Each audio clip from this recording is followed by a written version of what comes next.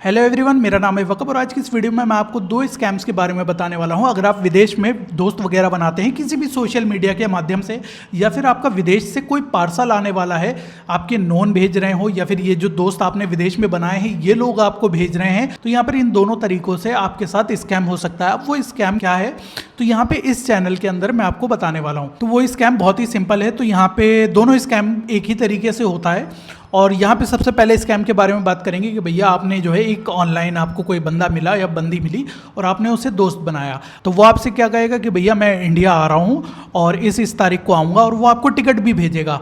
आप कहोगे हाँ ठीक है आ जाओ, और आप एक्साइटेड हो जाओगे कि भैया आपसे मिलने के लिए विदेश से कोई आ रहा है। और हम इंडियंस की आदत होती है कि भैया अतिथि देवो भव, और जो मेहमान हमारे यहाँ आते हैं चाहे वो गर्लफ्रेंड बॉयफ्रेंड आपने ऑनलाइन बनाया हो, ये सिर्फ दोस्त भी बनाया होगा ना, तो हम इंडियंस की आदत है कि उनके लिए हमारी जान भी हाजिर होती है। अब फिलहाल यहाँ पर चीज़ ये आती है कि जब वो आपको टिकट वगैरह भेजेगा और आपको कंप्लीटली यकीन हो जाएगा कि वो जेन्युइन है, यानी कि जेन्युइन तरीके से वो विदेश से आपसे मिलने आ रहा है, ठीक है। वो तारीख आएगी जो उसने तारीख बताई थी, जो आपको उसने टिकट दिया था उसमें तारीख लिखी होगी, वो तारीख आएगी। तारीख आने के बाद आपके पास एक फ़ोन कॉल आएगी और फ़ोन कॉल में होगा कि मैं इमिग्रेशन ऑफिसर बोल रहा हूँ और ये साहब हैं, यानी कि ये बंदा है, ये आपसे मिलने के लिए आया है और इसने ये इन्फॉर्मेशन दी है और आपकी ये इन्फॉर्मेशन दी है। यहाँ पे इसके साथ जो है हमें कुछ कस्टम्स में सामान वगैरह मिला है और यहाँ पे इस कस्टम को क्लियर करने के लिए आपको पेमेंट करनी पड़ेगी। या तो ये इमिग्रेशन ऑफिसर आपको कॉल करेगा या फिर वो बंदा खुद भी आपको कॉल कर सकता है, और वो बंदा आपसे क्या कहेगा कि ऐसा है मैं आपके लिए ये गिफ्ट लेकर आया हूँ, अब यहाँ पे इमिग्रेशन ऑफिसर ने रोक लिया है, अब यहाँ पे मेरे साथ दिक्कत ये आ रही है कि मैं इतने पैसे लेकर नहीं आया हूँ, या फिर मेरे साथ ये दिक्कत है वो दिक्कत है। आपको वो दिक्कत समझाएगा और आपको यकीन हो जाएगा कि भैया हाँ ये जेन्युइन है, दिक्कत है। और आप क्या करोगे, वो आपसे पैसे मांगेगा और आप क्या करोगे कि ऐसा है मैं पैसे दे देता हूँ। दोनों कंडीशन में आप पैसे दे दोगे, चाहे वो बंदा आपको कॉल करे या फिर इमिग्रेशन ऑफिसर आपको कॉल करे। इन दोनों कंडीशन में अगर आपने पैसा वो दे दिया तो आप उस चीज़ को भूल जाइए कि भैया वो बंदा आपसे मिलेगा या फिर वो गिफ्ट आपको मिलेंगे, क्योंकि ये आपके साथ एक तरीके से पूरी की पूरी तरीके से फ्रॉड हो चुका है। अब इस फ्रॉड को कैसे पकड़ना है? फ्रॉड पकड़ने का बहुत ही आसान तरीका है। आपके पास कोई भी टिकट वगैरह आ रहा है, चाहे वो फ्लाइट हो, रेलवे का हो, बस का हो, कुछ भी हो, उसका एक रेफरेंस नंबर होता है, एक PNR नंबर होता है।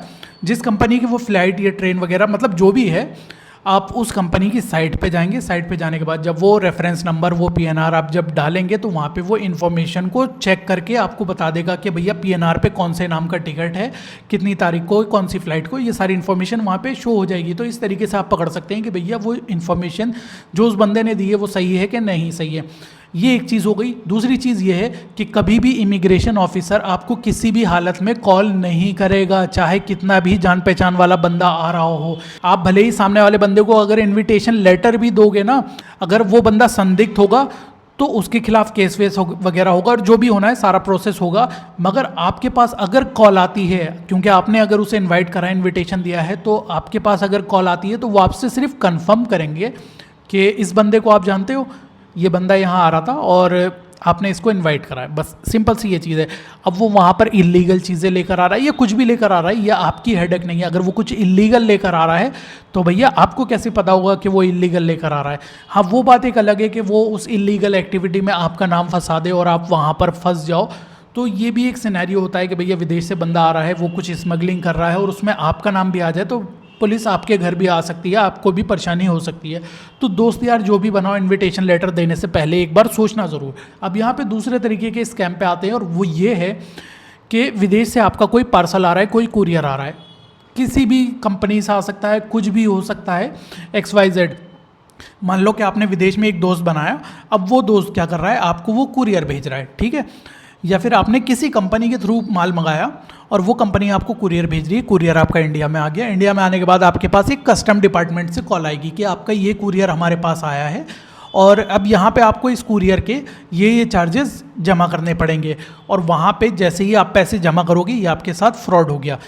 कुरियर चार्जेस में मतलब अगर विदेश से सामान आ रहा है तो वहाँ पे कस्टम ड्यूटी जाती ज़रूर है, मगर जाने के साथ साथ वहाँ पे आपको एक बिल ज़रूर मिलेगा, बिल जनरेट होके मिलेगा। इसके अलावा विदेश से जब सामान आता है तो कई सारी चीज़ें होती हैं। सबसे पहली चीज़, आपका जो कंपनी इंपोर्ट हैंडल कर रही है, जैसे मान लो कि DHL से आपका सामान विदेश से इंडिया आ रहा है, इंडिया में भी DHL उसे हैंडल करेगी।